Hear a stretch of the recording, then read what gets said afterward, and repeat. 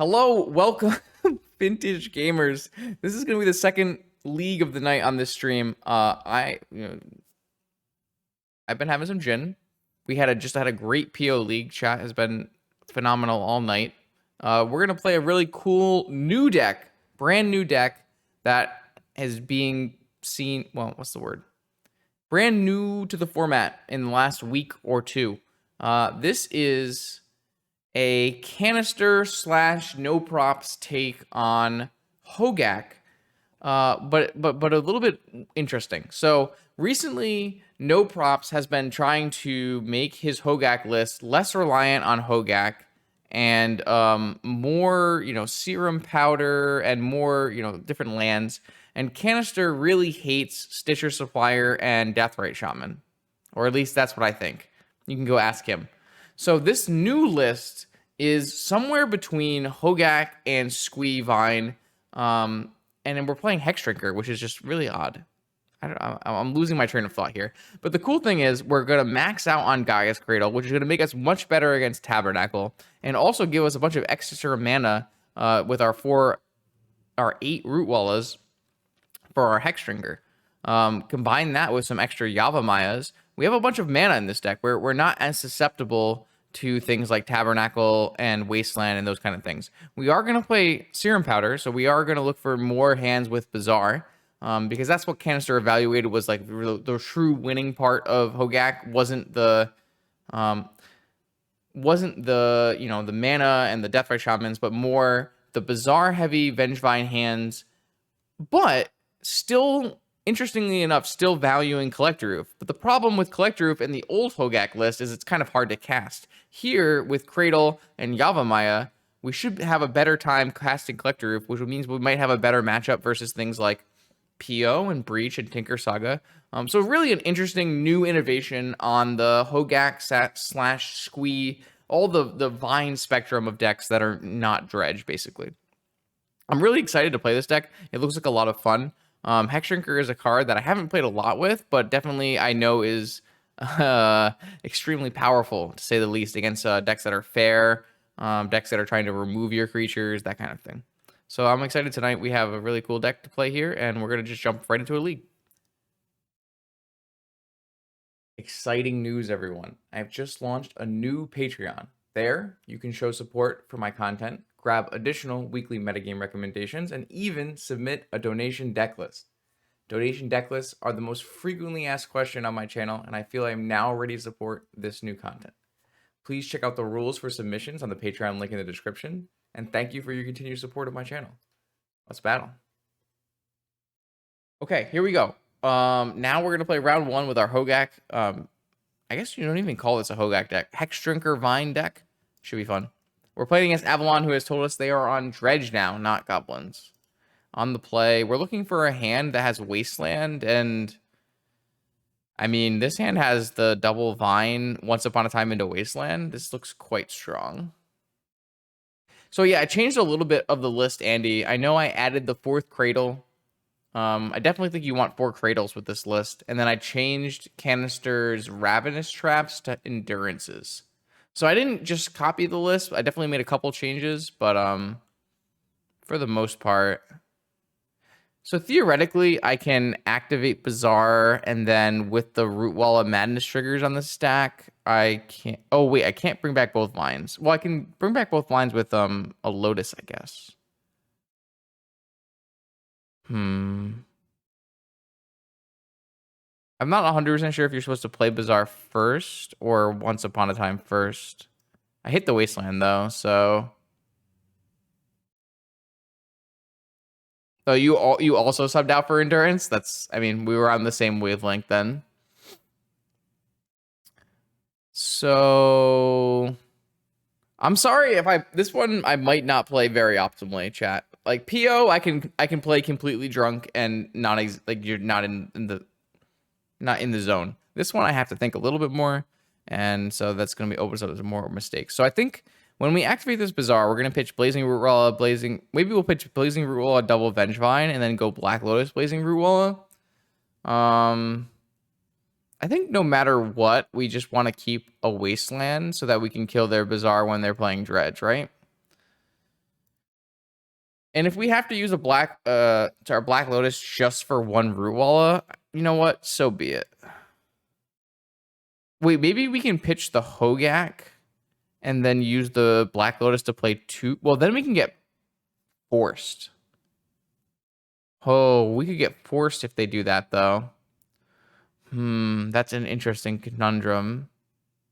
I think that's fine. So I think what we'll do... Well, maybe we just pitch the Once Upon a Time. We're not casting that anyways.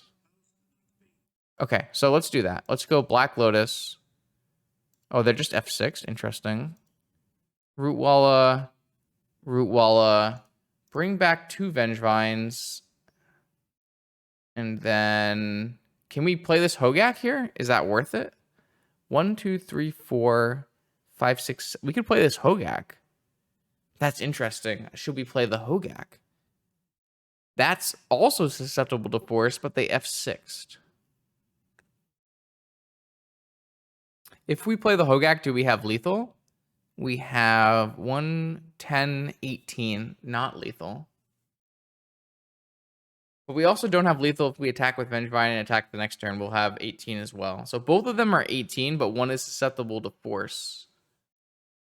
I'm going to play the Hogaak, but... if my opponent hadn't F6'd, I might have not played the Hogaak. But my opponent F6, so I think we just have to play the Gaak, you know?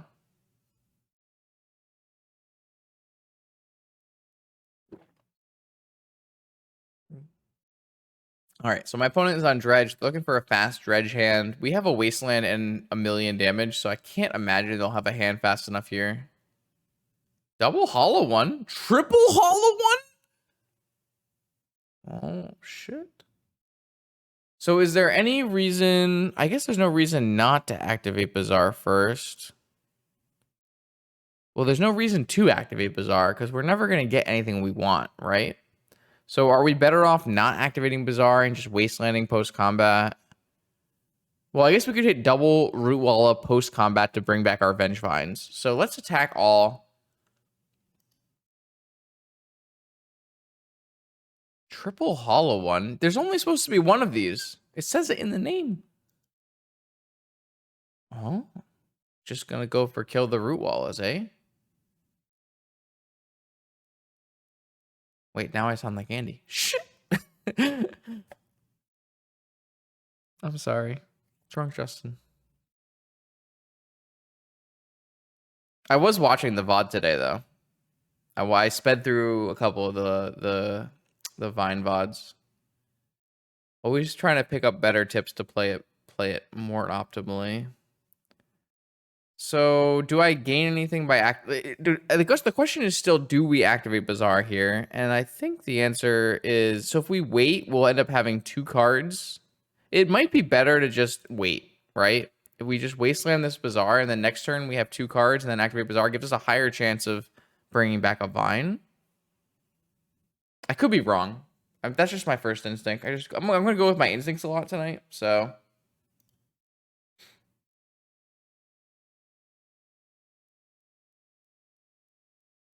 All right, so what happened? I could have churned and then churned again on upkeep. Yeah, that's fair. That's fair. Whatever. I'm gonna do what I plan to do, and if it's bad, then so be it. Oh wait, it was bad.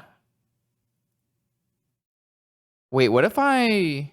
Oh, it was just bad. My play was bad. Okay, what if I just hold the Root Walla now? Okay, so I should have just activated and then activated on upkeep, right? Yeah. I shouldn't have even activated pre-combat, right? Whatever. Well, this lets me draw a hollow one next turn. Oh, they're going to kill Hogaak. Am I going to throw this game?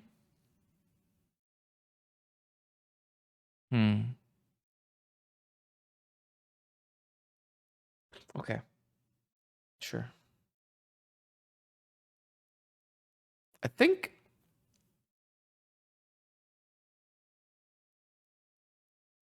They can't bring an Icarus back because they have one Dredger.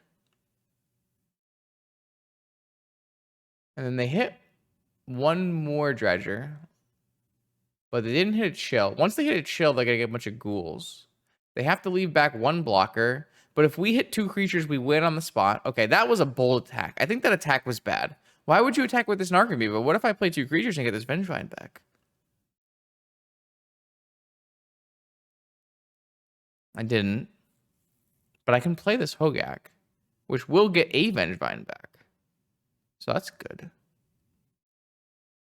Do we want a Wasteland? Or do we want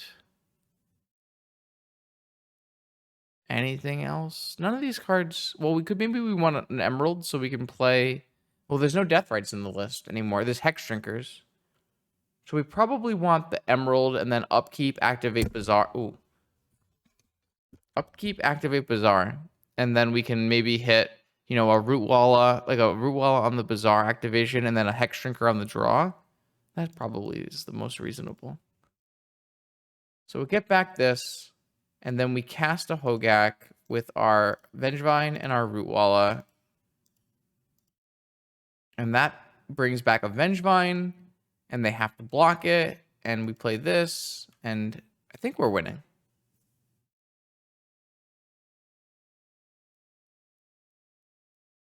And they only have one Dredge. And everything comes into play tapped. Yeah, we're good. We're good. We're good.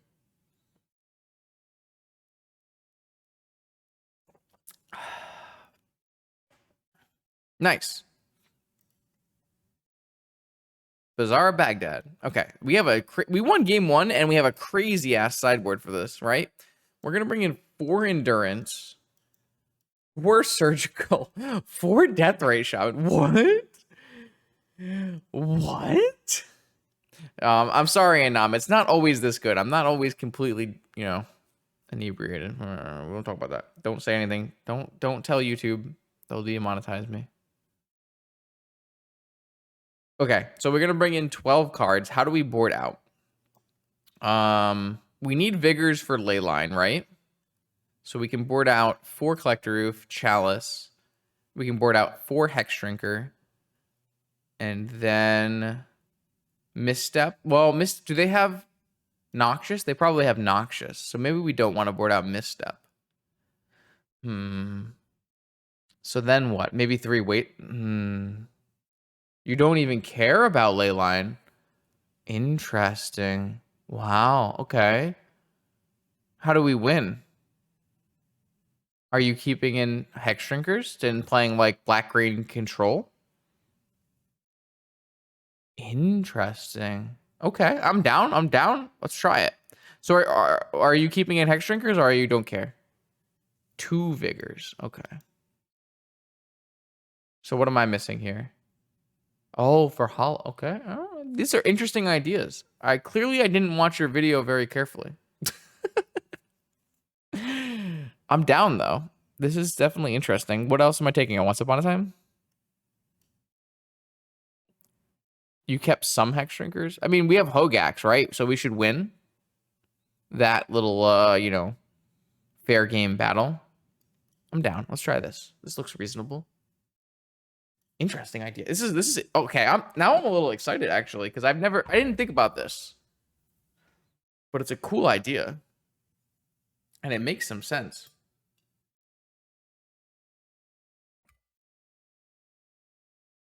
Okay, this is a hand for sure. I agree. Down, keep.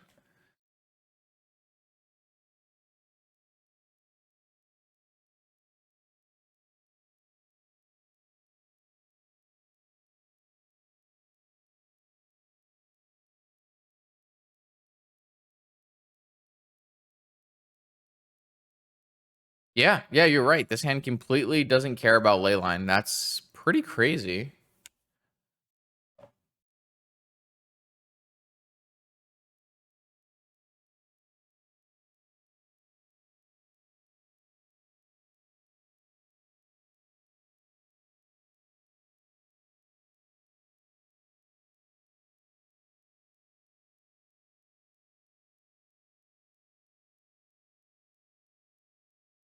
Okay. No dredgers.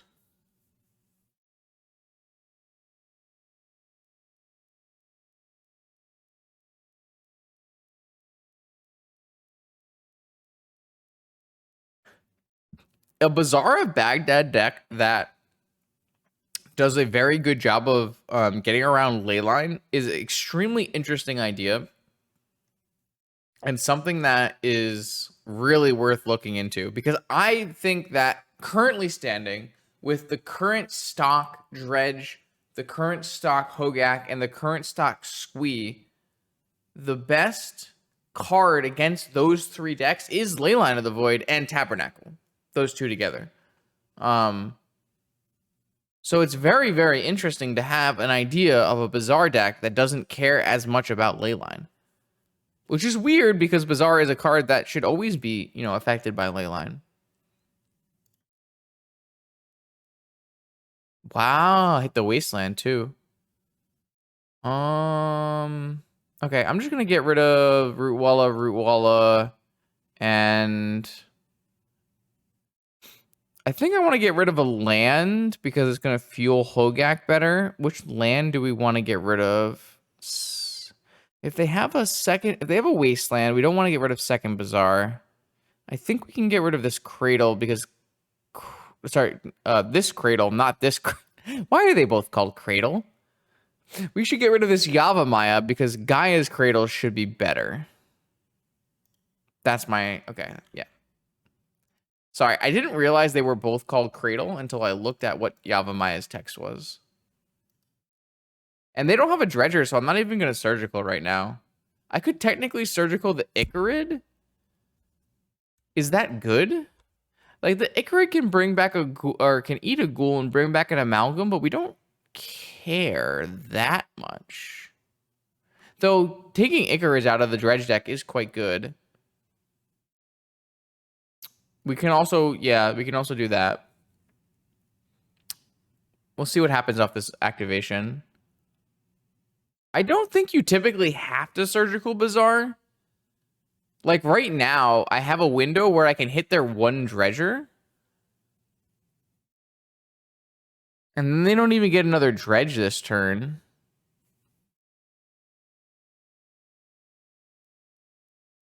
I'm going to just, like, Andy probably is going to say, like, good things in chat. But I'm going to go on Instinct, and then we can talk about why those things are bad later. Oh, only two thugs in their deck. Vigor, so they're going to strip mine me. Oh, interesting. It's okay. Andy, don't stop saying good things in chat because it's going to be good for the YouTube video. People can look at what you're saying in chat, and so I'm okay with you spamming chat with what you think. That's totally fine with me. I'm just gonna. It'll take too long if I just read everything and do all your things you say, which I think makes for like less interesting content, anyways. So I'm just gonna do what I, instinctively think makes sense, and then we'll talk about why that was bad later. No, I'm okay with you commenting. I'm just gonna do more ignoring of your commenting, which feels like it's definitely a weird thing to say. But so I'm gonna waste on them here. They don't have a Dredger, and now they're just completely stuck. I'm gonna hold the hollow one because I don't. Well, they have a Vigor, so I'm not gonna hold the hollow one. I'm gonna attack. If I could completely ban one card in Vintage, what would it be? If I said Bolus Citadel, would you think I'm crazy?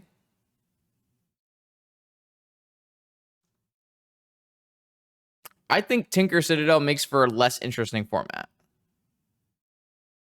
Can I take 7? Yeah, I mean, I don't see why not.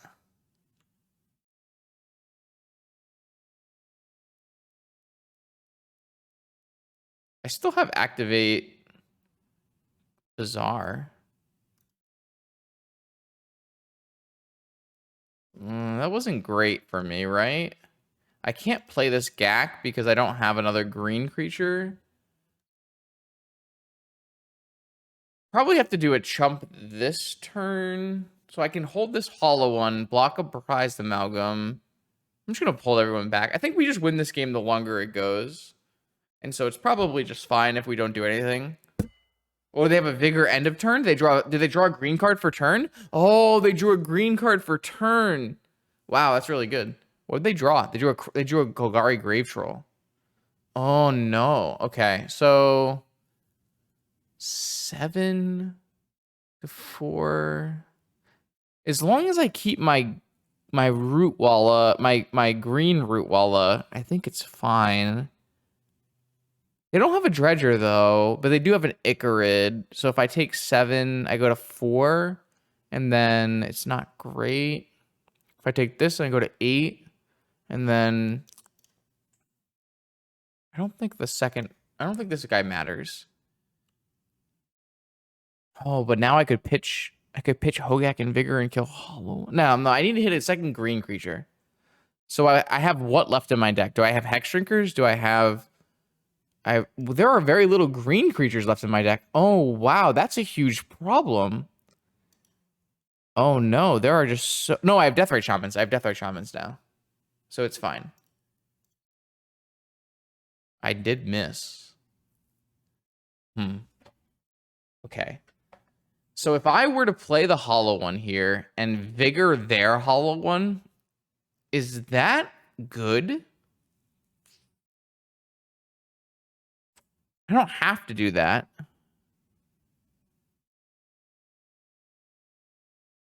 I have to play this hollow one, though. I think I have to play this hollow one just because of blocking. Let's see if they bring back this Icarid. If they bring back this Icarid, then I would definitely Vigor. But if they attack here, I can just block Amalgam and not do anything. Isn't that... Maybe I should have kept Cradle. I was just thinking this doesn't matter for me, right? Maybe that's incorrect. That's interesting. I must... Yeah. Oh, see, if I had held... No. Now we're... No, this is it. This is it. This is it. This is everything. This is everything. I get everything. Okay, yeah, this is game. I guess they could have Force technically now, but...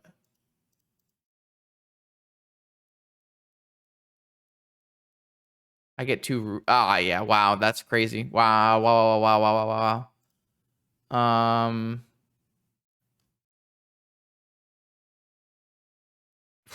Okay, sure. Wow. This is wild. This deck is something else, huh?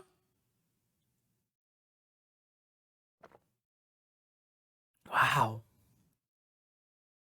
I'm not even convinced I played that remotely optimally. I think I made reasonable choices, but like... I'm sure there's percentage points to be gained on that game. Really impressive for the deck. Okay, here we go. Round 2. We got paired up against Singpan Man, who does have range, but is also one of the top Doomsday pilots on the platform. Let's see what they're up to today. Doomsday is a horrifically bad matchup for Hogaak. This hand doesn't do anything, so I'm going to mulligan it. This hand does technically have a BAZAAR in it, so we do the keeping.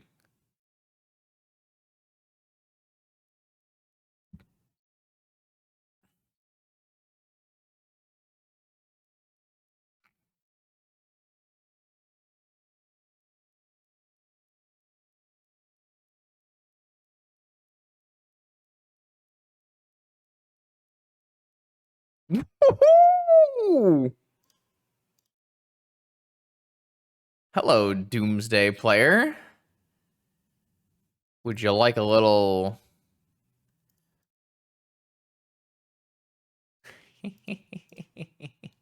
Please don't kill me on turn 1.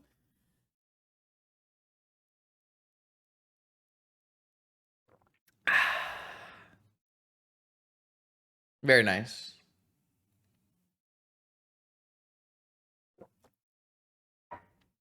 I haven't played any Madness in Legacy. There's a lot of cool decks in Legacy. Oh my god, they have... Oh, they didn't have... They didn't have... They didn't have turn 1 Doomsday off of the Lotus. So if we... There's nothing we can do besides Wasteland, right? Like, there's nothing... We could theoretically BAZAAR into Vigor green card. I'm just trying to figure out if there's any way we can, like, make a stronger play. I kind of want to just Wasteland attack. Well, we don't have lethal, right? So we do kind of need another Root Walla. Because this is going to put them to 11, and we would need 2 Root Wallas.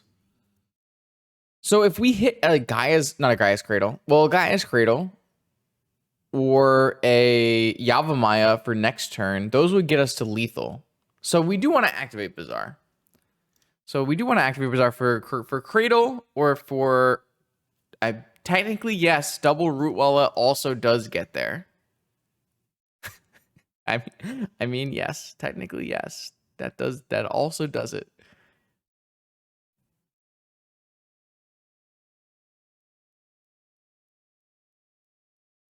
The math does work out where this puts them exactly dead.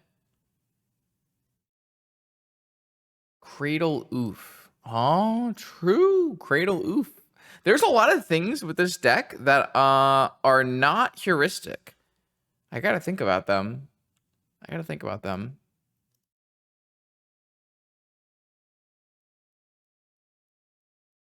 Oh, that means we're dead, right? They vamp for Doomsday. They Doomsday with a cantrip and we lose.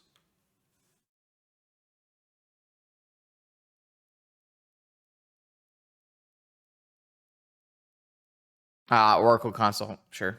Yeah, this is just the absolute worst matchup to play as a Hogaak player. It's really fucking bad. it's like 20, 30%. It's not good. Okay. All right. So we're gonna bring in Endurance and Trap, I guess. Those seem like the cards we would want against Doomsday.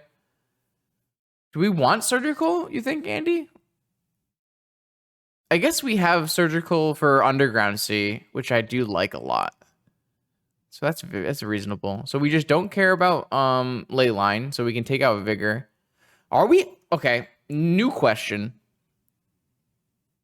Are we supposed to be playing Vigors in the main? Well, I'm a big fan of Wasteland Underground Sea, Surgical Underground Sea in the matchup. I think that is actually a pretty effective if they're not playing like the Watery Grave. But I'm not sure like this deck even needs Vigor if we're not going to keep it in post-board against Leyline decks, right? So I guess the next question is, do we keep in Oof because stopping Lotus is good? Like, we could theoretically take out Hogaak, and we could take out...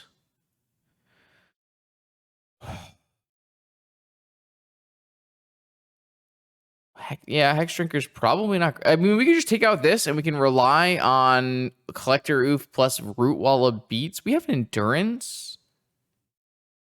That's fair. That's fair. I mean, Vigor punishes Saga, which I'm always a fan of. That's fair. That's a hand. Okay, keep.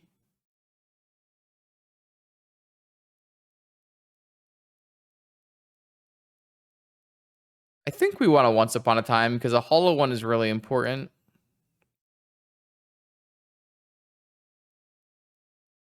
We didn't hit a hollow one.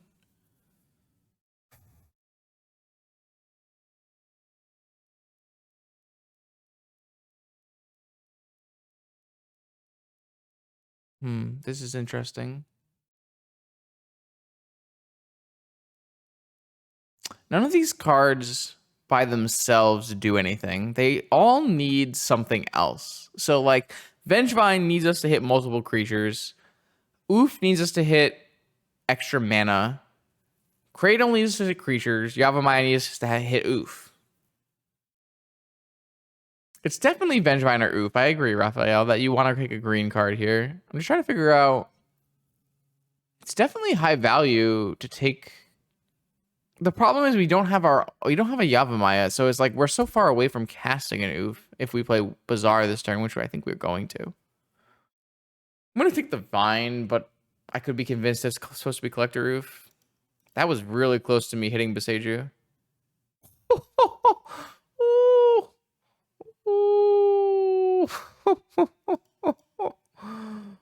Oh, it's free. So free. So free. That's disgusting. That's just unbelievable. It's just so gross. And we're gonna get tabernacled for our arrogance, but I mean, we're gonna make them have a tabby, right? Like, we made the play. I don't F6, Justin. They have a tabby. Okay, all right. The game continues. The game continued. Oh, they know about my hand now. Okay. Okay, we have a game of Magic the Gathering happening now. All right. You know, I have to say it. I have to say it. That's how it is. The game continues for sure. I mean, they would have been dead if they didn't have a tabby, so.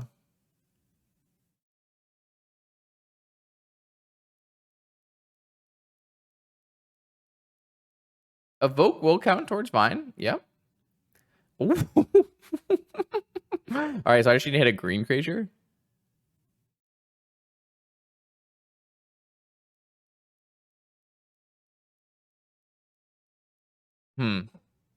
Draw 2, discard 3, green creature, Surgical Wasteland.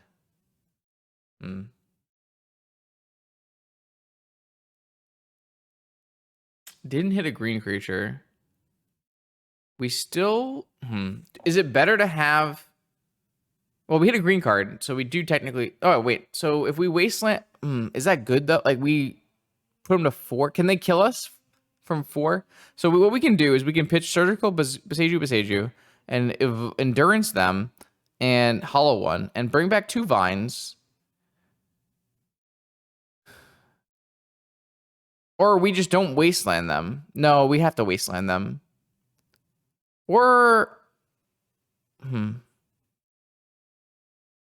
just worried if we expose ourselves too much here. But they're at 4. Well, we're not going to Wasteland them until the end of their turn. We're not going to Wasteland them till the end of the turn, so that doesn't matter. I think we'll just do it.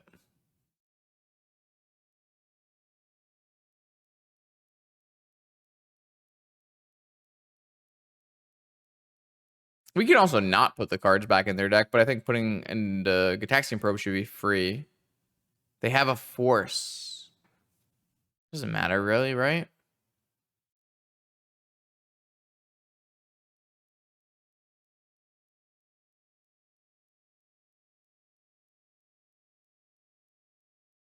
This is kind of nuts.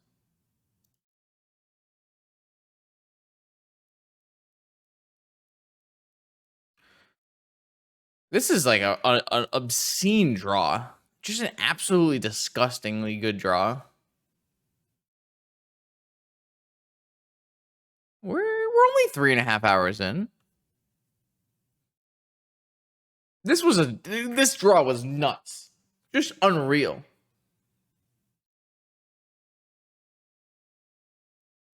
Oh, illegal. Die, Doomsday, die. Okay. We go again.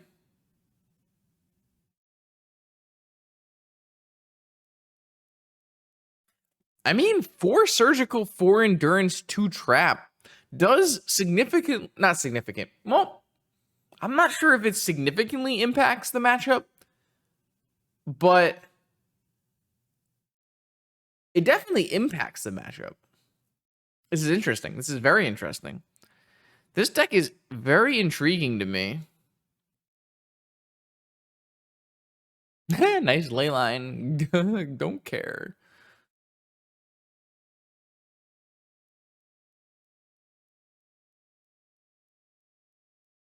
Uh-oh.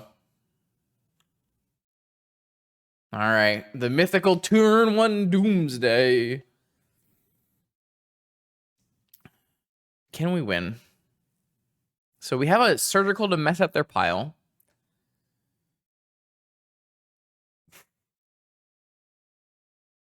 And we have 6 power.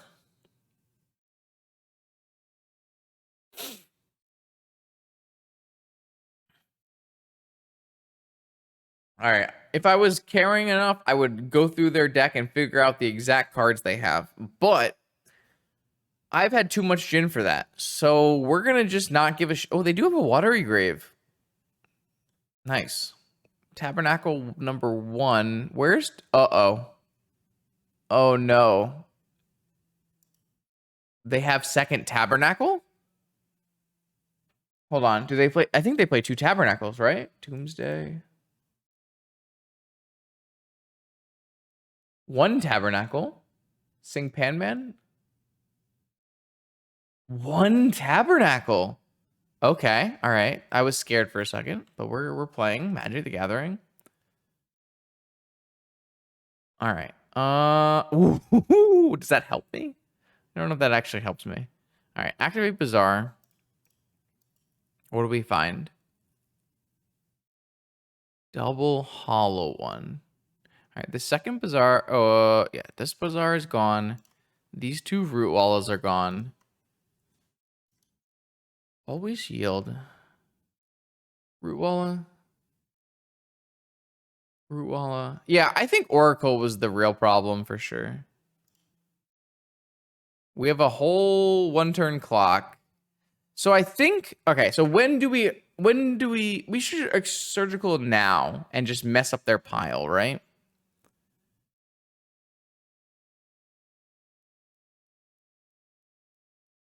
Yeah. I think we surgical now.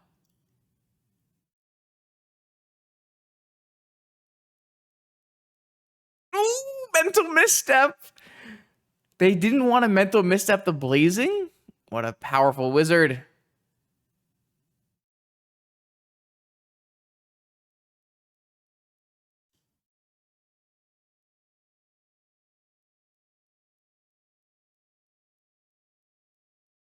Wait, do we lose no matter what? Are you kidding? No, that's their library. Okay. So their hand is Dark Ritual. So they have to draw Ancestral into... So we're 1 in 5? Are we 1 in 5 to win this game? I think we're 1 in 5 to win this game. They have to draw Ancestral, and their Ancestral has to hit Lotus Oracle. 1 in 5 to win. Chat. 1 in 5, baby.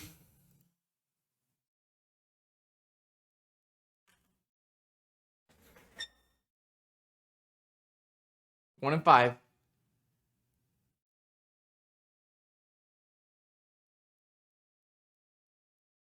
No, come on!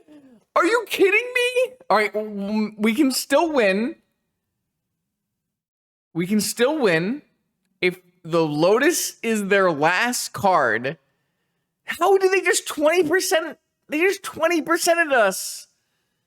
All right, if the Lotus is their last card, so we're what? We're 25% here. So we were 80% to win, and now we're 25% to win.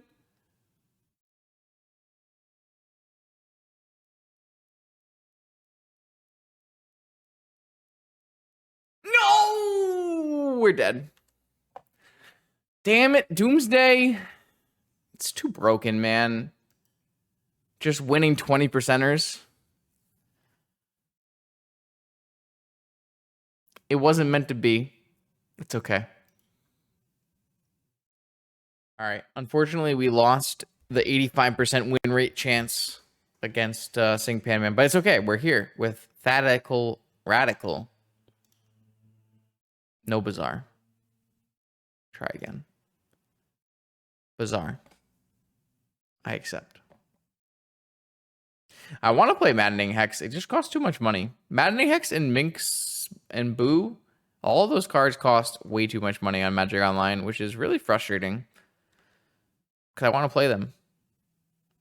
but it's just not achievable. This sucks. What am I supposed to do with this shit? I guess I keep a strip mine, a green card, and a BAZAAR, right?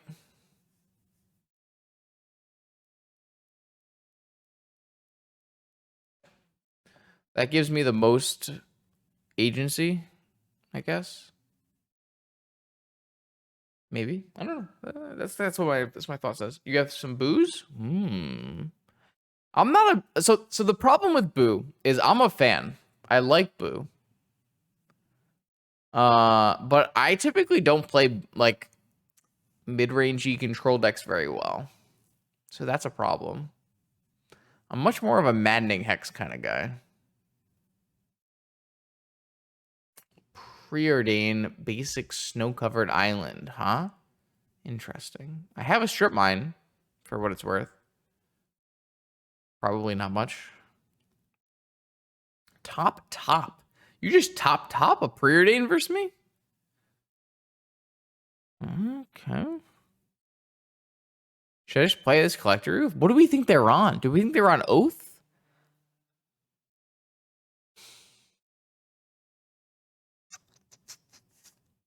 I want to strip mine them.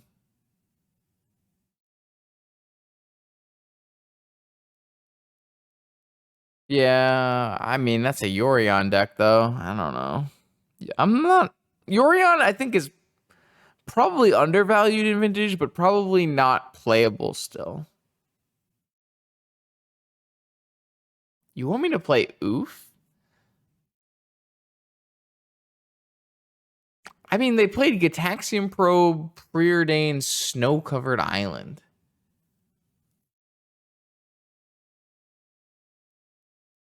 So I think what you would really do for the Minx is you would play... Is that how you say it? Minx? The hamster guy. Or, actually, I don't know what they are. But the hamster planeswalker. Wouldn't you just put it 1 or 2 copies into 4-color Ren and 6? I'm pretty sure 4-color Ren and 6 can afford to play 1 or 2 copies of it.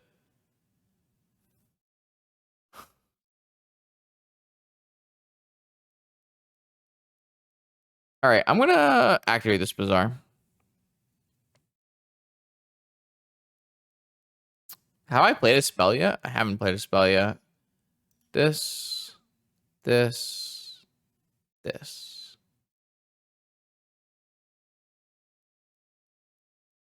Hollow one? I want a hollow one.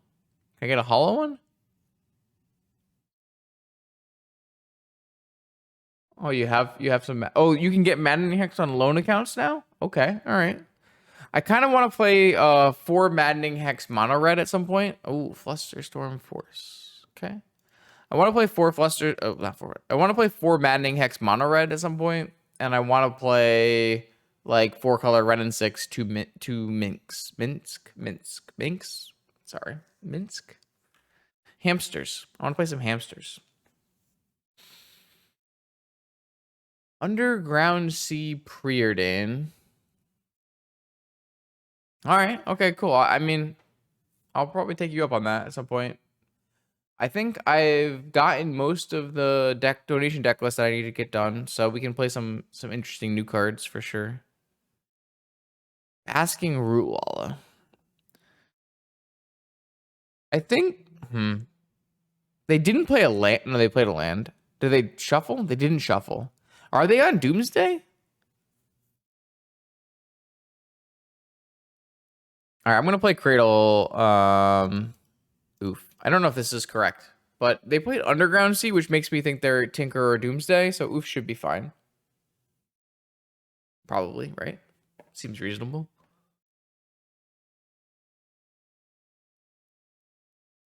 Double Underground Sea. Okay, so probably Doomsday. Do we really hit double Doomsday when we queued up a league with Hogaak? That is disgusting. I really don't like that. The PO deck is much better versus Doomsday than this deck.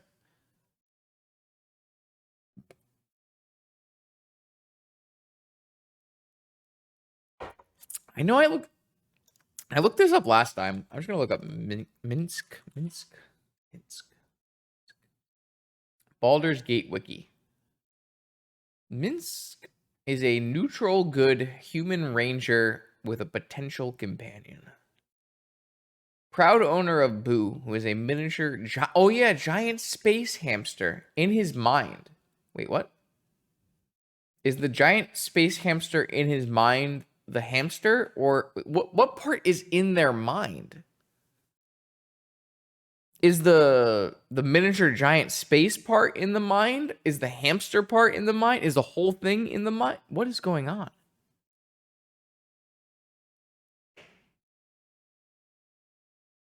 Okay, it's he. Okay. Minsk is a he who can't use magic scrolls or wands. Berserker warrior. What part about the hamster is real? The miniature giant space part isn't. Wild. Okay. Okay. I mean, you do you, Dungeons and Dragons. All right. So they're on Doomsday. So activate Bazaar of Baghdad. I'm looking for. I think I just get rid of this and hold the Root Walla. Try to get this Vengevine back later. And then attack with this Collector Roof.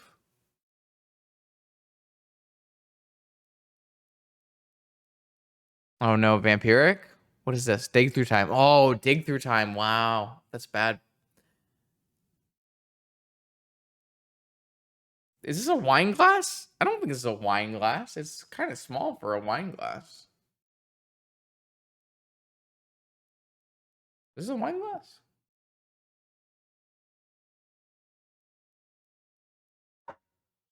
Yes? It is? Hold on. Wine glasses. Shit. It doesn't have a stem, though. Are there wine glasses with no stem? Stemless glasses. Oh, stemless glasses are considered to take away the anxiety of a traditional wine glass. Stemless glasses are often described as modern glassware. They're frequently used by airlines. Wait. Oh, so it's a stemless wine glass? Oh. Okay. All right. Okay.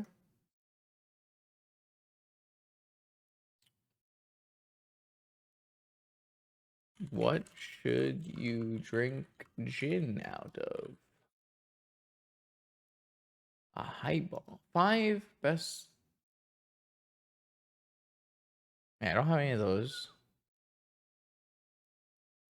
Don't tell me how to make gin. Tell me what the martini glass. I don't have any of those.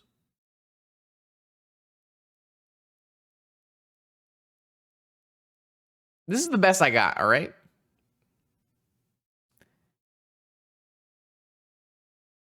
I don't think I have a better choice.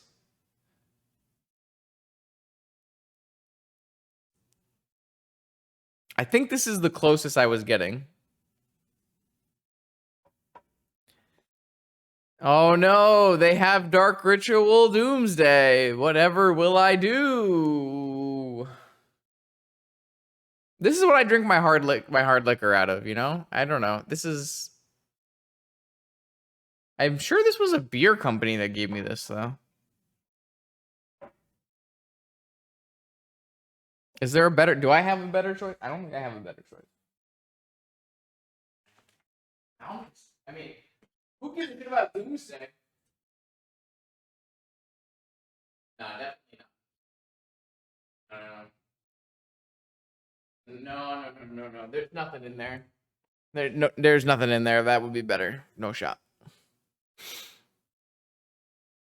My opponent's going to take like 10 minutes to figure out a Doomsday pile and then murder me. So did they already lose life, or did they have they lost life yet, chat? If they lose life, can we kill them with a Vengevine in the yard? Say they lose life here. They go down to 6, so we can kill them with a Vengevine? Yeah, I don't have a highball. I don't have one of those.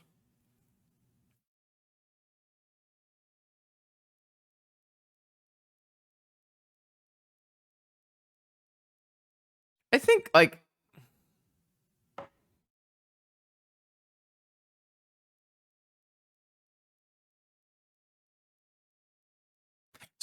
So the funny thing about that potato is that Riley, that I don't have. Oh, they have Time Walk in their hand. Okay, so we definitely are dead. Now they just ancestral into Thassa's Oracle. I mean, they would be able to ancestral into land laboratory maniac. So I think it's fine. I think we would have lose here no matter what.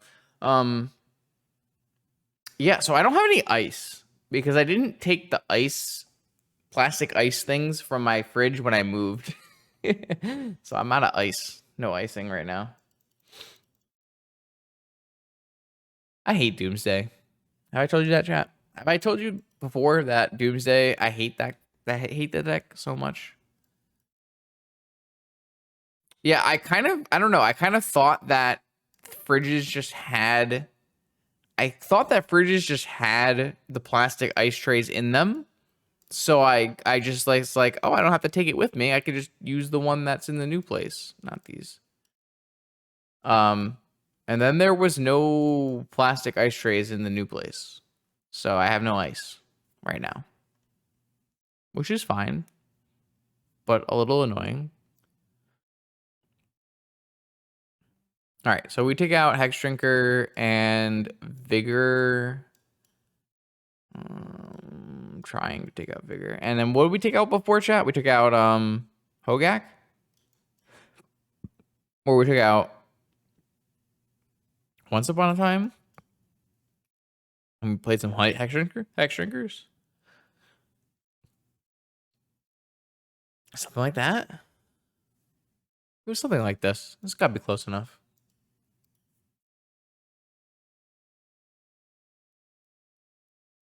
All right, what do we got? Keep.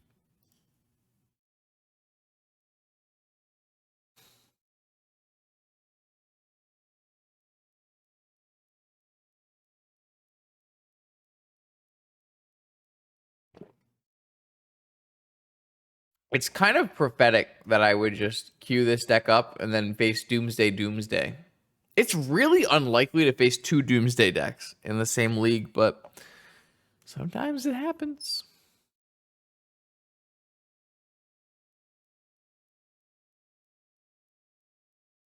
Leyline of the Void. Fuck. Oh, that's bad. My double Vengevine hand does not make me happy to see Leyline of the Void.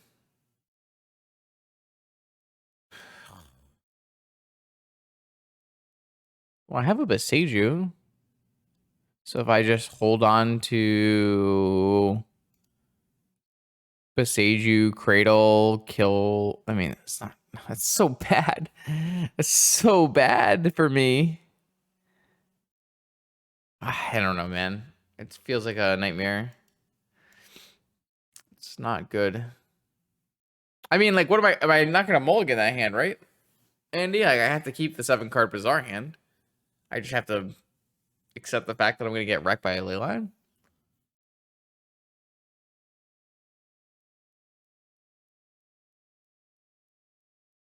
Like, we do get to go Yavimaya go, Beseiju end of turn, and then go for it.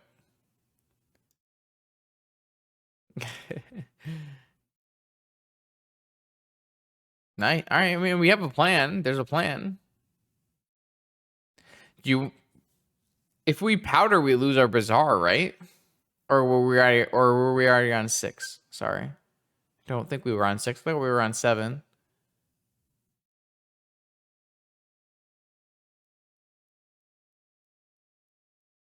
I guess I can scroll up and find out. No, I started the game on 7. We would lose a BAZAAR. It's interesting. How did they have it? They always have it. Okay. I mean, they don't have Doomsday though. All right. Beseiju your Leyline with my BAZAAR and my Yavimaya. It's kind of a powerful play. And then if we hit a Root Walla or a Hollow one, then we get to play our Vengevines, and maybe this is good. Wow, okay. Hello. Yeah, and we get to have Endurance, and wow, we have Endurance plus Surgical. Holy hell. This is going really well. I mean, they didn't kill us on turn 1 or 2, so that you know, that kind of helps.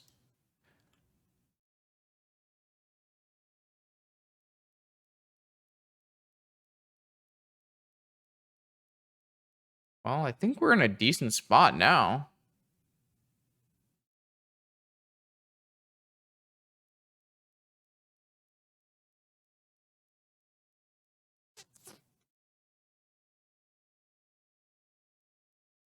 Well, we don't have any vigors in our deck, so we don't have any answer. Well, I mean, we have an answer is, I guess, a hollow one isn't technically an answer, right?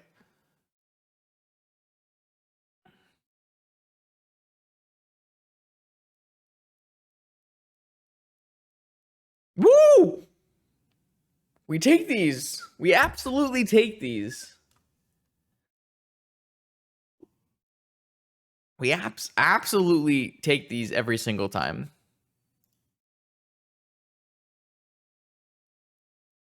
There's no more Jin.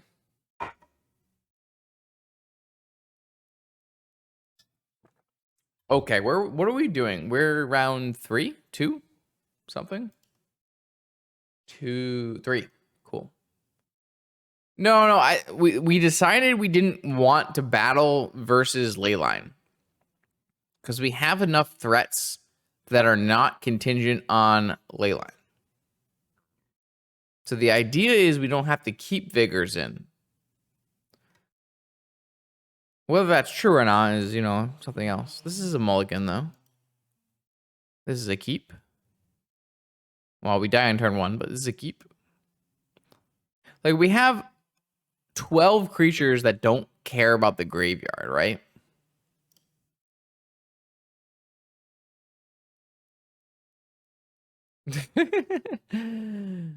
Something like that. I do want another light, though. It's a little dark for sure. With no like, there's a lot of natural lighting, so like daytime streams are gonna be really nice. But I don't have a lot of lights in my deck, or not my deck, in my apartment right now. So I'm trying to get more lights. I did buy a lamp today, but I didn't buy a light bulb for it because I thought I had one. So.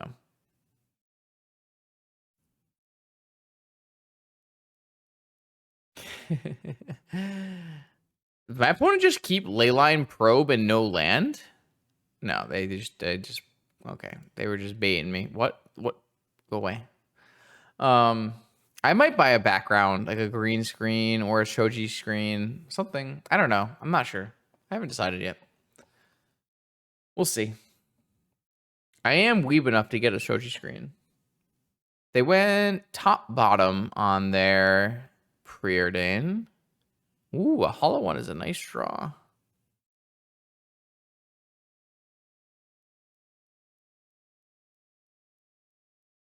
All right, sure. I just got triple root wall of life. I am knee deep in the madness.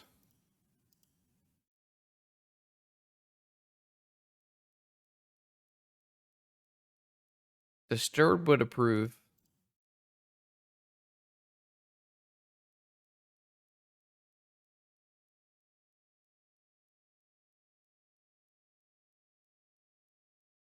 Maybe I'm supposed to... So here's a question. Are we supposed to hold open Endurance or play Collector Roof?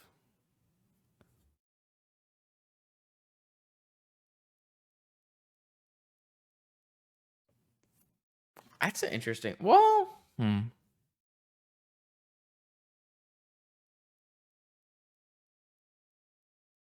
Yeah, that's another plus side of Endurance is that we can pay for a bunch of our creatures. And then we can play a Cradle, and then we don't care. It's definitely an upside. No. I mean, if we hold open Endurance, and then we hold our Lotus for Tabby, then we definitely have plays, right? We just pay for 3 of our things, and then we play a Cradle. So I think it's fine. So there's Tabby. So that this actually works out quite well, right?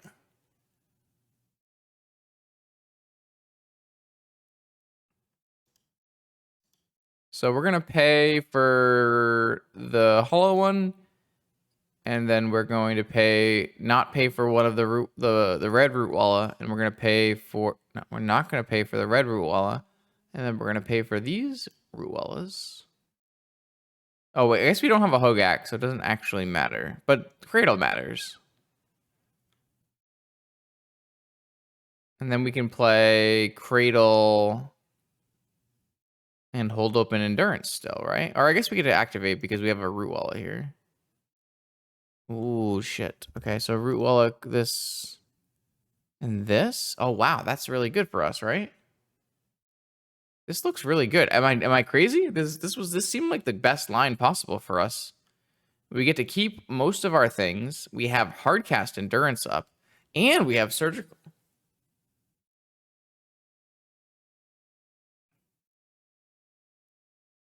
Wow, I mean, that worked out pretty damn well. And we have lethal next turn because we have double pump, right? 6, 10, 11. We have exactly lethal with double pump. Wow.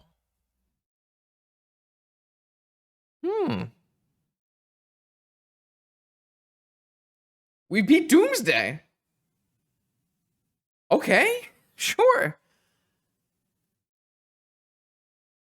Oh, we have to pay. Fair, fair. We don't have double pump. That's fair. That's fair. But what about with endurance?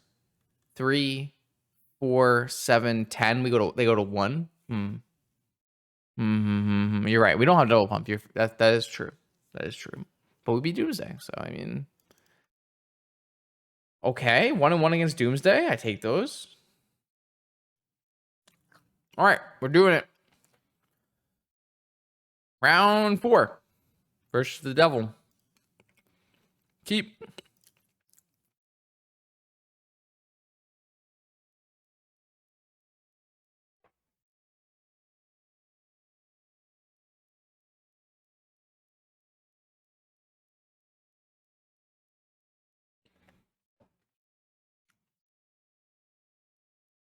Am I supposed to once upon a time before playing BAZAAR? I don't know the answer to that question. Maybe Andy can answer it. Well, that wasn't good. Like if I hit a Vengevine, but I could still do it with the Madness triggers on the stack, right? So maybe I'm supposed to do it after? I don't know.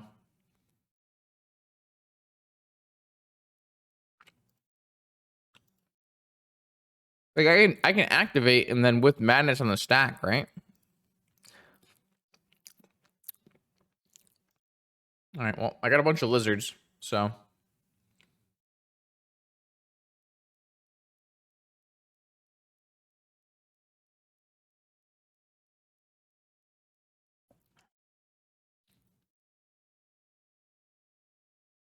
Did my opponent just F6 through their turn? That's not good. Well, that's unfortunate. I don't think they meant to do that.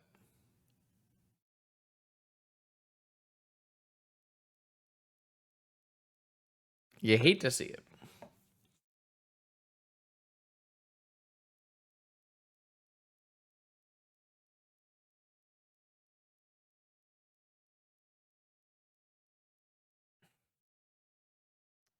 Magic Online. Yeah, they did not. They definitely did not mean to F6 through their turn.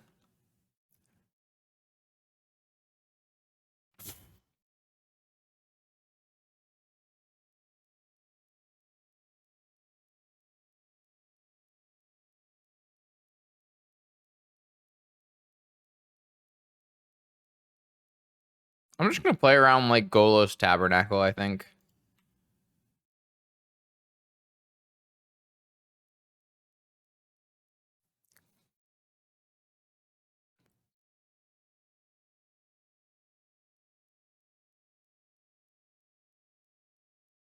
Mox Opal? Uh-oh. Is it Jewel Shops? We could definitely still lose the Jewel Shops. If they have just a jewel combo, covered jewel combo here, we could definitely still lose. Uh-oh. Okay.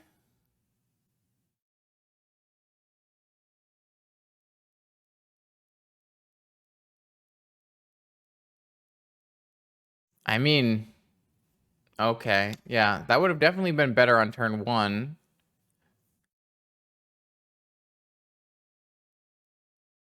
You can still PO for 4. Jewel shops. Oh, interesting. Okay. Yeah, I mean, I think we definitely would lose this game if we were on. They had an F6 through their turn.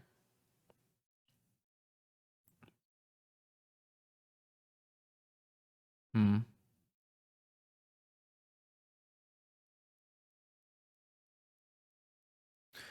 Interesting.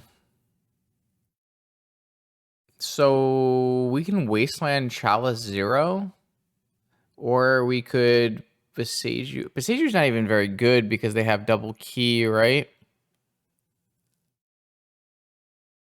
We could technically go 4, 8, 9, 10, 11, and pump, and just put them on a crypt flip. And we can do that, and we can play Chalice on 0. I guess that's better. So let's do that.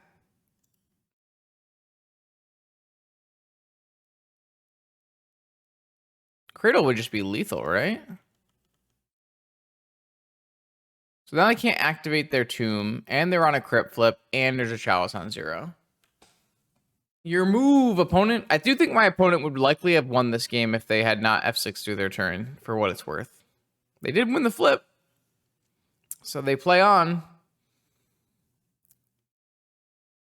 Saga seems like a weird play here. I feel like you want to hold that land drop. You have 6 mana. This gets a jewel.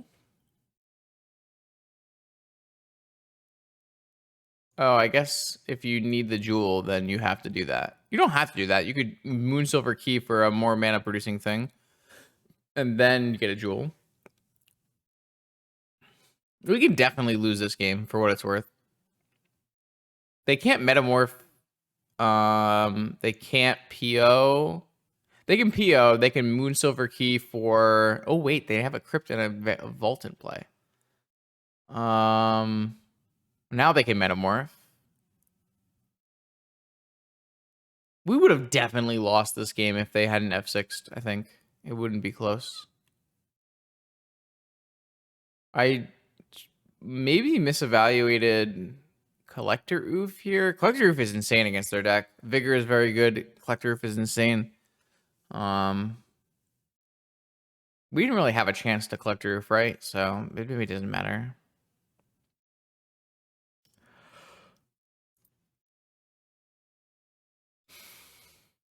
I think Soul Ring, this lets them Tinker or Ghostly Flicker.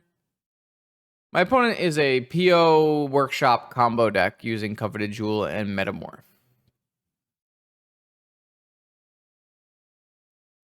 I mean, if there's a Sphinx in their main, they could just Tinker once they find it.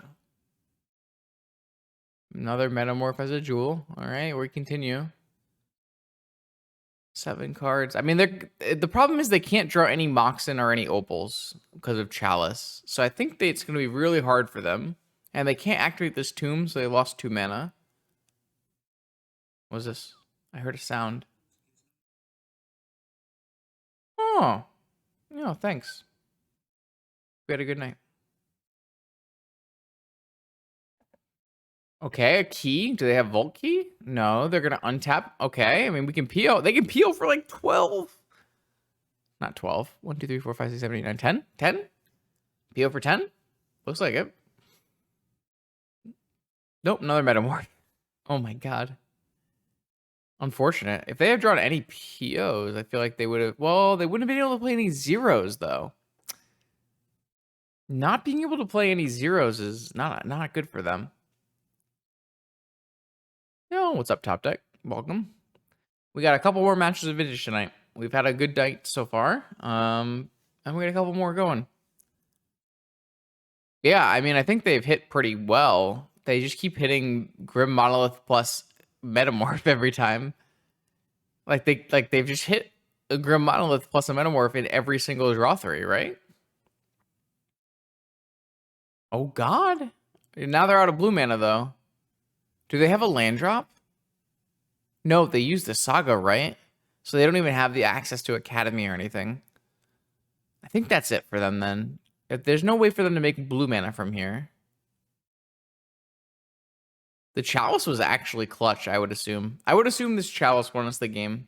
Obviously, the click through won us the game, but like in this exact game, the Chalice is what won it. I can't imagine we would have won this game without Chalice here. Coveted Jewel is drawing them cards. 6 mana, draw 3 cards, add 3 mana of any color.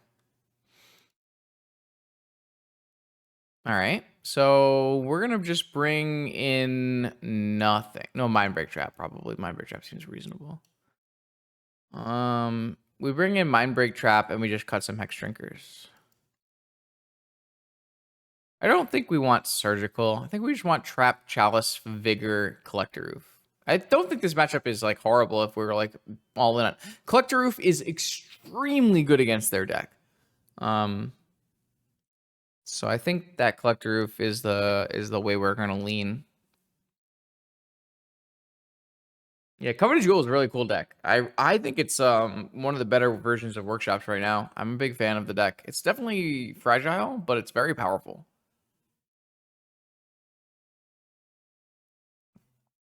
I'm a fan.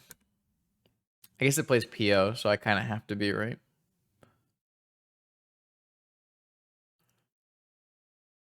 Okay, what do we got? We're gonna lose a Collector Roof, but we get to Powder. Valid. Okay, I mean, that's a hand. It can go off on turn 1 and turn 2 pretty consistently, yes. I think it's one of the most high. Like, I think it has one of the highest raw power levels of any vintage deck in the format. I have extremely high opinion of that deck. It goes off on turn 1 and turn 2 very, very frequently. I could have Vigored there. Maybe I should have. Okay, now I'm gonna Vigor. I think I'm actually gonna Vigor both of the Moxes.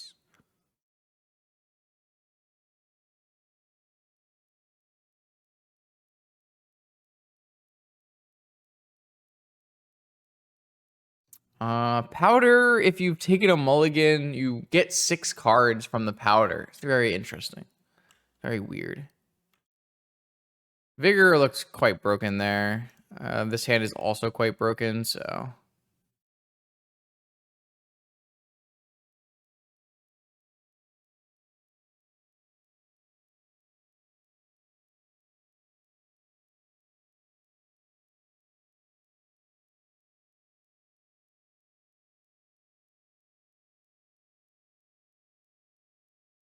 Do we want to play the second Rootwalla?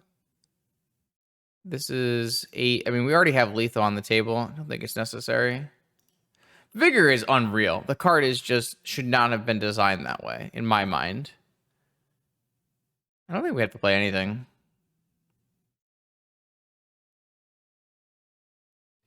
Oh, I guess Tabernacle. I should have played the Emerald so I could keep something through Tabernacle. I don't think this deck plays Tabernacle. Normally, Coveted Jewel PO doesn't play Tabernacle. No, Vigor should not have hit 2 targets. It's ridiculous. It should have been 2 to cast and 1 if evoked. Yeah, I mean zero cost if you yeah. I don't like that. So they get to go to 2, they make a thing, they block, and they go to 10. So if I had played Basking Rootwalla instead of Blazing Rootwalla, I would have won this game on the spot. But I fucked up. That's interesting.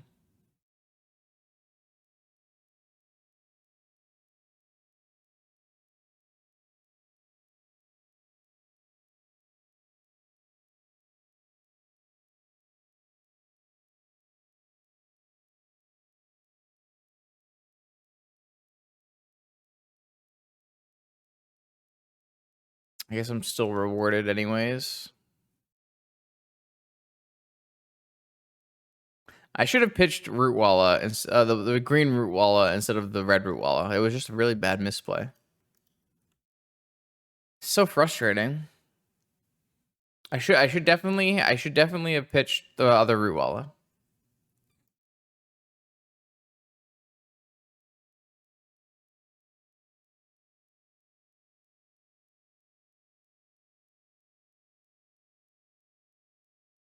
Okay, it's fine. We did it. We drew really well off the BAZAAR, so it didn't end up mattering. But so we continue. Thank you everyone who's been bearing with me tonight. This is going to be our 5th and final round of this second Vintage League of the night. Nice 4.5 hour stream so far, and we have a nice match here. We're already doing pretty well with this Hogaak deck. Splitting games with Doomsday and winning our other matches. Here we are against Gavin, and let's see what we can do.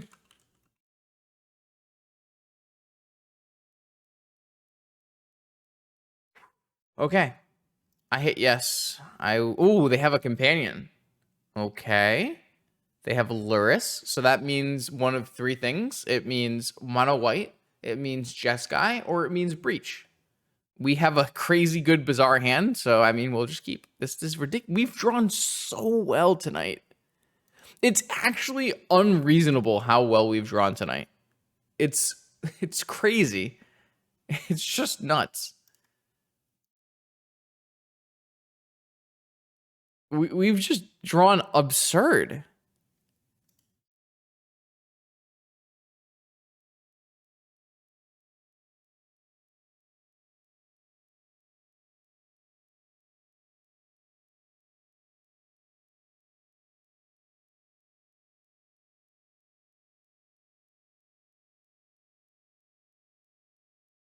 I think we're just gonna play everything, because I can actually pump this to 3 next turn.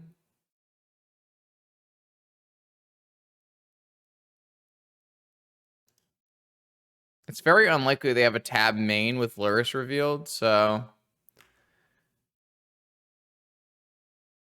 I mean, this is just crazy. Like, the hands we've had are just unreal.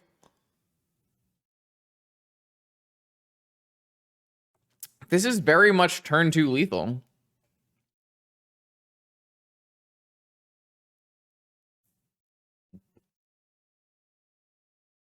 I think they might concede to conceal their deck choice. Yep. Yep. Yep. Okay. All right. Okay. Sure. Why not? So again, they can be mono white, they can be Breach, or they can be Jeskai. And it's unlikely they're gonna play Leyline of the Void because they revealed Luris. So I think I'm gonna bring in Deathray Shaman. And then I'm gonna take out Chalice.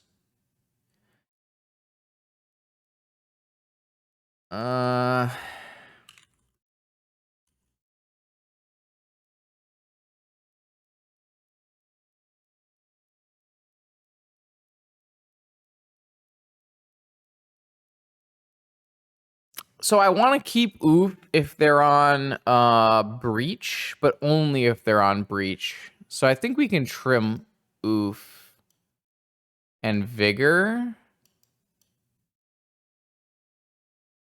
Maybe we can trim all of Vigors and just keep Oof. Like, if they're on Mono White or they're on Jeskai, we don't want Vigor.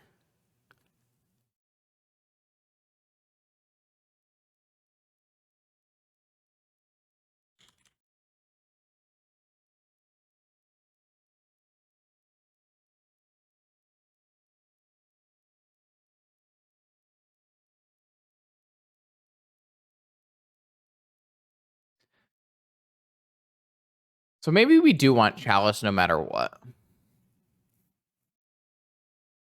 It's, yeah, Mono White Hate Bears, or I think it's likely to be Mono White Hate Bears or Jeskai. Breach is an unlikely third option. Like, Endurance would be good against, maybe we want Endurance instead of Collector Roof.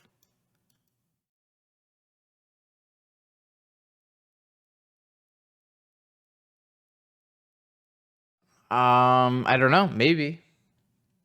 I don't really keep a hard keep track of what Grimm's doing with mono white Lurrus. I just can't. I can't be bothered.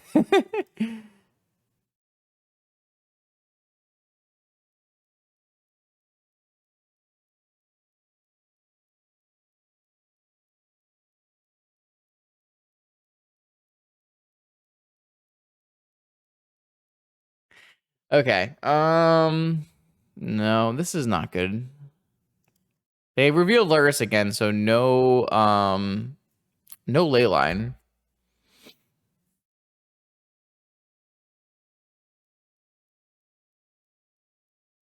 Okay, keep. Let's think about this. I'm gonna put the chalice away and the cradle away.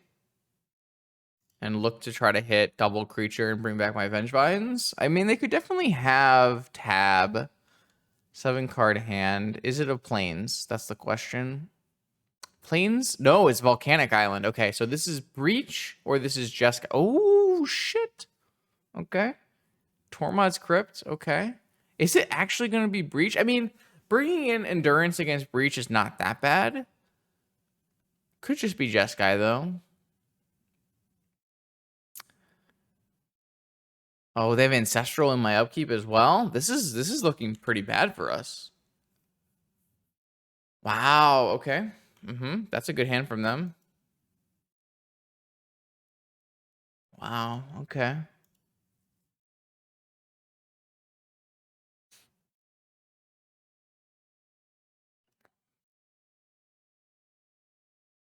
I mean, they can technically have Wasteland if they're Jeskai.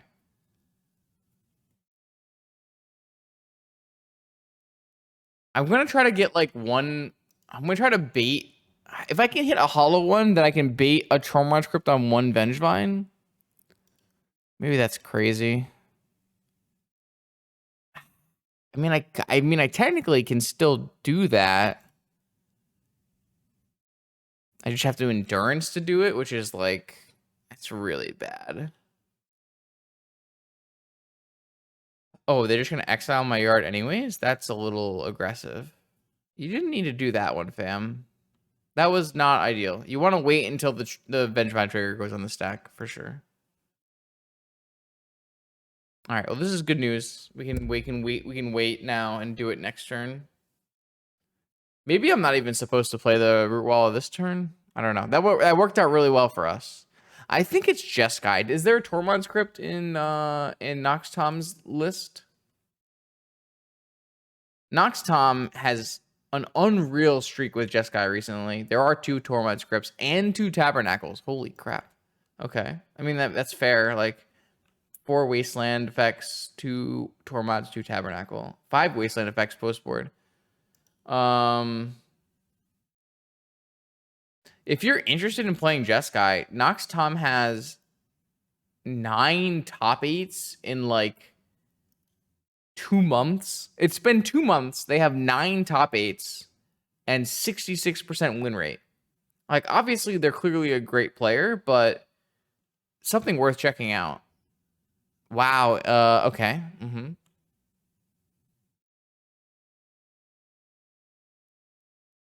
Yeah, but my opponent can always respond to the Vengevine trigger. So, oh, they have a second Tormod's Crypt.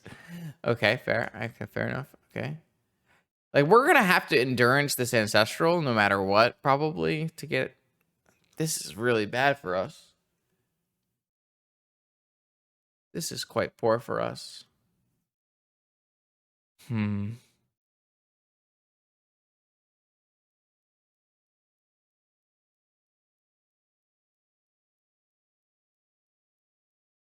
Hogaak. Okay.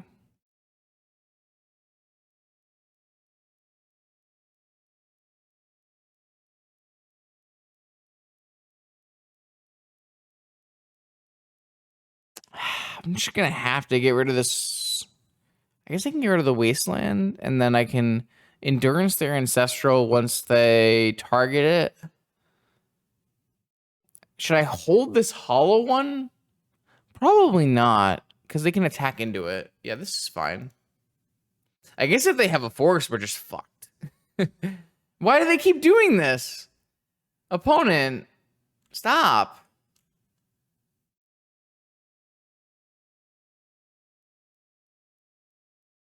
Wait. Like, make me commit resources.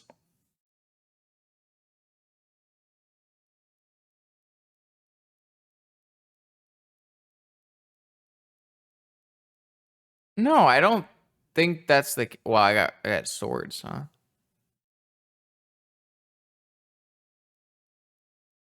No, no, no, no. No, if they just hold their crypt, and then when I play my second spell, they crypt with the Vengevine trigger on the stack. Am I crazy? Maybe I'm crazy. What are they mysticaling for here? They've already have Ancestral in their yard. Time Walk. Okay, sure.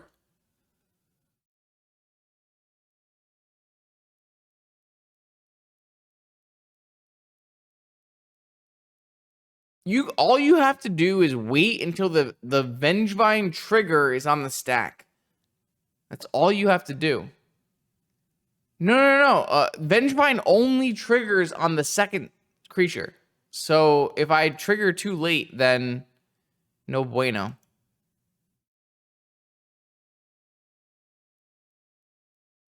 They had force? Ah, that's so sad.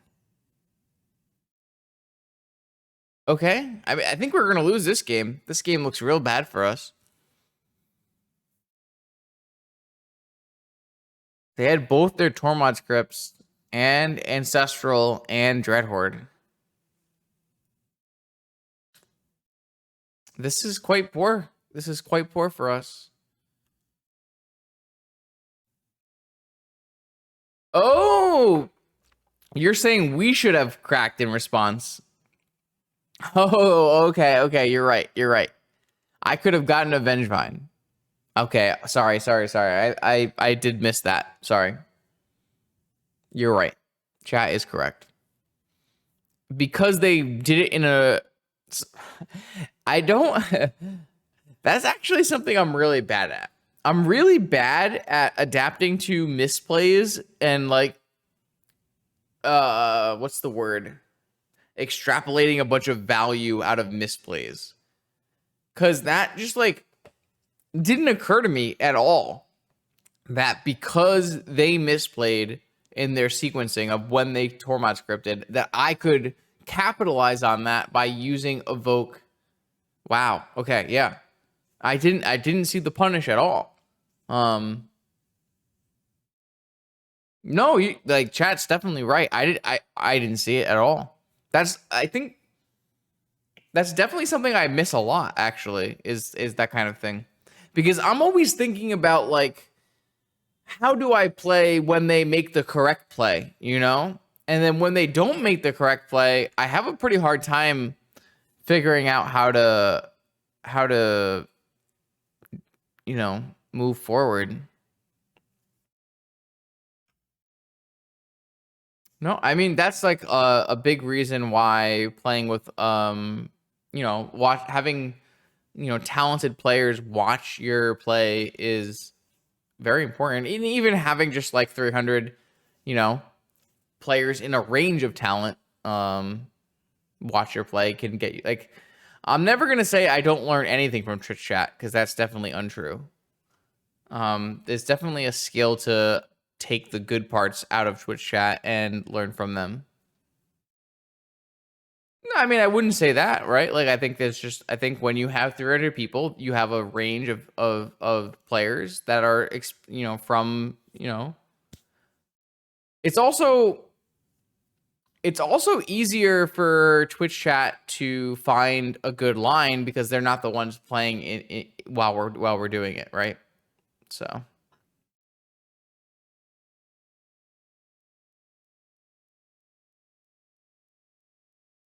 yeah, Twitch chat taught me about wine glasses. True, fair, valid.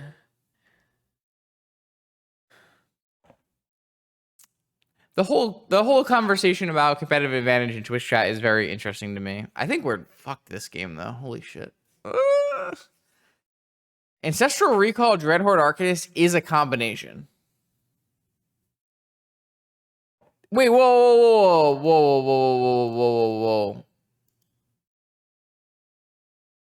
Aren't we in the same game? Are we in a different game? What game are we in? We're in game 2, right? Oh, I shuffled them back in. Oh, okay. Yeah, fair. Fair.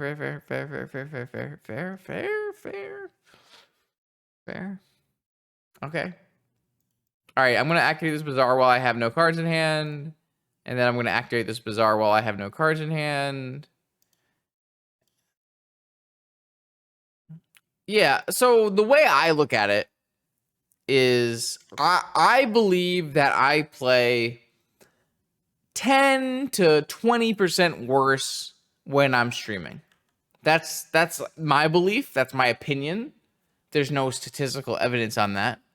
But that's my opinion on the matter, is that I think when I'm streaming, I typically play 10 to 20% worse than normal.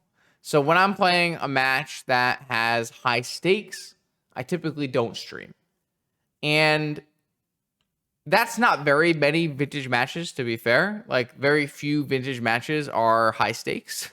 Just basically only Mox qualifier events is the only one I consider high stakes. Like, you could consider RCQs high stakes, PTQs high stakes. I don't consider those high stakes, but basically I'm doing multiple things, right? Like, I'm trying to play Magic, I'm trying to talk to chat, I'm trying to interact with viewers. And so I don't have a full view. I think I'm actually going to play this Deathrite Shaman.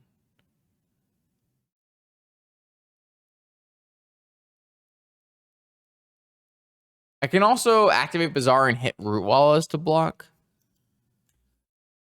So there's like there's a lot more things going on. But the upside is it's very likely when you have a large audience that somebody is going to come up with a winning line, right? The problem is, as a streamer, playing and parsing a large chat and finding the winning line amongst a lot of bad lines is quite challenging. So, but if you're like highly skilled at doing that, then you can definitely parse some amount of advantage from Twitch chat, right?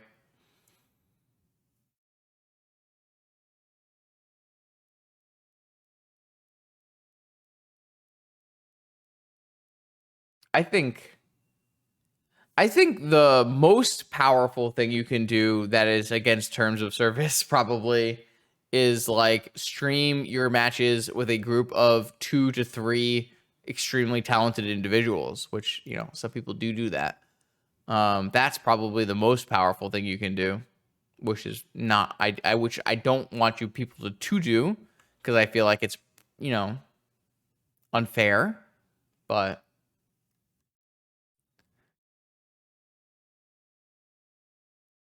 I do think you get an extremely high advantage by playing live on camera with 1 or 2 talented individuals. We are getting our butts kicked here. We are getting absolutely wrecked. This match is very bad for us. Maybe we'll go to game 3 though, and maybe we'll be fine. I actually think coaching is more efficient on VODs. I don't recommend you ever do live coaching. I think live coaching is not... I mean, live coaching for Magic is better than live coaching for something like League of Legends. But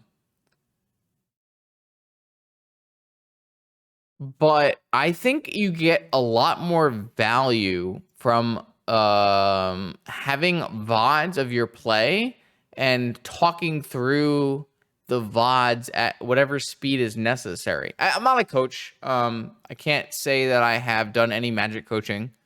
I don't even know if I'm at the level where it's extremely valuable. I mean, maybe I could do vintage coaching. I don't think that would be unreasonable, but who is buying vintage coaching? Did they just cast my hollow one? Sorry, I was like talking and I didn't even realize my opponent cast my hollow one. How the fuck did they do that? They just tapped 5? All right, well, let's go to the next game. I'm over this.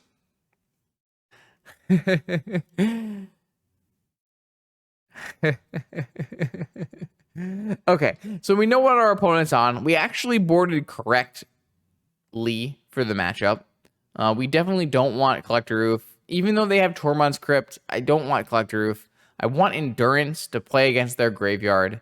I don't want Vigor because they don't have enough things to hit with Vigor. You can theoretically maybe board in Surgical, but I think it's worse than all the cards that we currently have. So what I'm going to do is I'm going to resubmit. I'm actually happy with the way I boarded in the blind, and we're going to try again.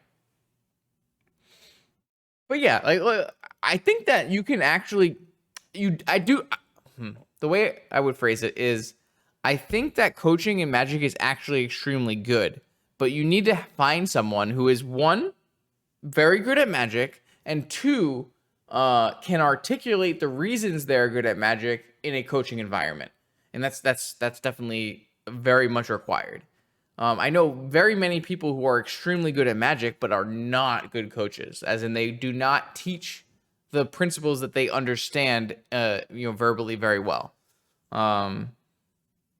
I've never, though I have to say I've never done a coaching session. You definitely can level up your Magic play by, one, watching people who are better than you, two, talking with people who are better than you, and three, watching people who are better than you and talking with people who are better than you. That's the best way to get better at Magic, for sure. Getting a group of people, like-minded individuals who are all strong at Magic together is a, tried and true way to improve, both, in terms of deck lists and in terms of technical play. So, all right. So, game 3 here against Jeskai. I do think this matchup can be quite challenging, but with the right cards, we should be in a good spot. This hand is quite strong. There are very few people who can claim to be the best. Let's put it that way. And that's coming from me, who, the way I describe myself is as an above average Magic player who is not the strongest technical player, but has a good mind for format shifts and metagame analysis and deck building. Like, if I spend a lot of time playing and analyzing data for Vintage, and which gives me a lot of power and leeway in terms of my decision making. But to be honest, like, my technical play is at a high level, but not a extremely high or professional level, right? That's how I view my own play. I mean, people can have different opinions on that, but that's how I view my play. Like, I have the requisite skills to play at the highest level, but not the requisite skills to consistently win at the highest level. Which is not a bad thing. Like, it's quite hard to do such a thing. You have to be at a very high percentage of players. And Magic has a lot of inherent variance. So to win consistently at Magic, you have to be extremely strong. This was not a good BAZAAR activation.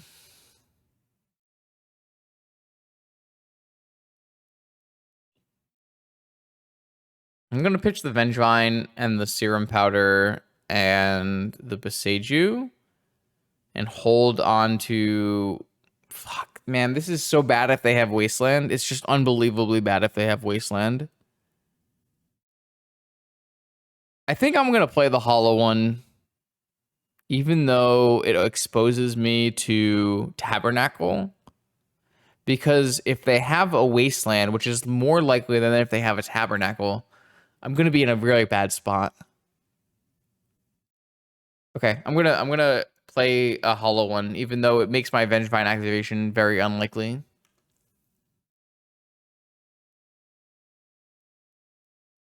I mean, so the problem with saying you're in the top 1% bad luck is that there are so many people who play Magic that if you play competitive Magic, you're already in an extremely high percentile.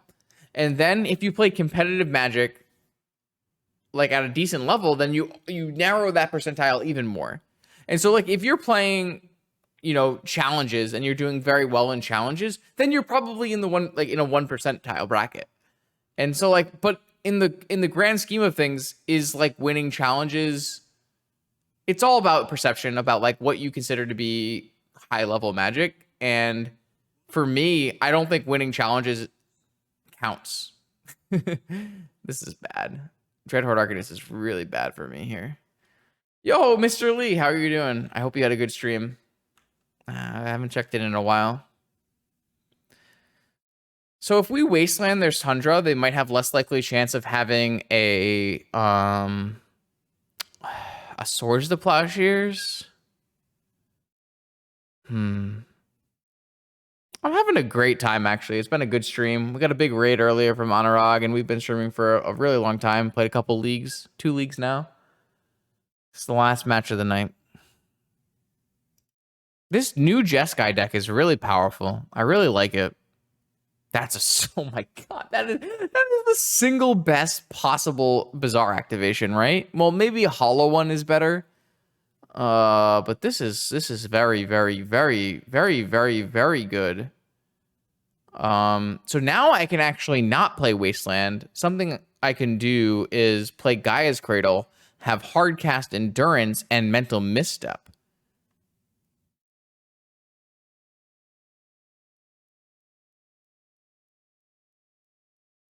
I can tell you that I don't think I have a 60% win rate at GPs, though it's like a little hard to say because like I grinded GPs and PTQs for a long time when I was not very good, or it was okay. Let's say okay. Like I think I'm a much better Magic player now than I was before. Okay, I'm gonna get rid of this Gaia's Cradle, or sorry, this Cradle of Growth. I think playing online actually levels you up tremendously. The players online are just always going to be at a power or at a level of play that's substantially higher than your local players. Even when like I live in New England, and like going to a PPTQ in New England is like extremely challenging. But online player on average is going to be like when you play a vintage challenge online, sure, it's going to be 30 to 60 players, right? But when you play a vintage challenge online, you might play against 3 world champions. Sorry, maybe let's say 2. You can play against 2 world champions. You can play against 4 or 5 vintage world champions. Like the level of play in a vintage challenge is quite high. It's not unreasonable for you to play against Javier Dominguez, against Yuta Takahashi, against Reed Duke, against Luis Vargas. It's not unreasonable for you to play against, you know, vintage champions. Like you can play against, you know, Brian Kelly. You can play against all kinds of online vintage champions. It's crazy. If this resolves, I think we win the game. If this gets forced, we might lose the game. We might not lose the game, but we're definitely not as far ahead. So this endurance is going to stop them from Swords to Plowshares, and then it's going to eat the Dreadhorde Arcanist, and I think we'll be in a good position.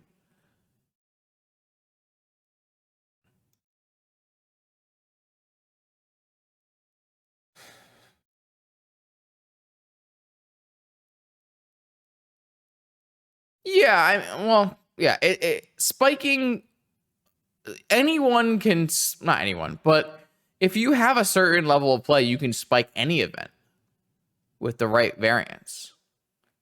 It's more about consistently doing it than like Magic has such a high inherent variance that they went for Ancestral. I thought they were going to go for Swords to Plowshares, but they went for Ancestral. That's interesting. I'm going to just like wasteland their Tundra and pump, I think. Oh, yeah.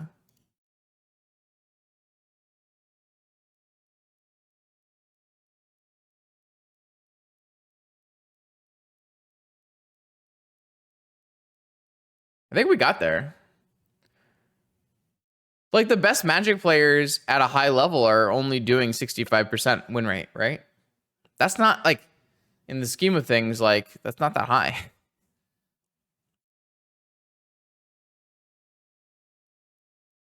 No, we cast some Hexdrinkers before that. I think we're gonna 4-1. Like we almost 5-0'd with this deck. We lost an 85% win game. A game where we had an 85% win rate to win, we lost, and we would have gone 10-0 tonight. Wow, what a crazy night, actually. Actually, an unreal night of Magic. Like we lost an 85%, coin flip, and we would have actually gone 10-0. That's impressive. This deck is really interesting. My final thought wrapping up on this deck is that there's something here. The ideas that Canister and No Props are putting together are intriguing and definitely have merit. I really have enjoyed the Gaea's Cradles. The Yavimaya definitely came in clutch at least once. And the idea of not having a BAZAAR deck that doesn't lean heavily into the graveyard by using Hollow 1 and 8 Root Wallas to power Cradle is really, really intriguing. And I think this is something. There's something here. That's what I think. I need more data. I need to see more matches. But something is going on that is very strong in this idea, and I like it a lot. Yeah. More vintage videos on this YouTube channel every Monday, Wednesday, Friday, 11 a.m. Eastern. I'll see you for the next video.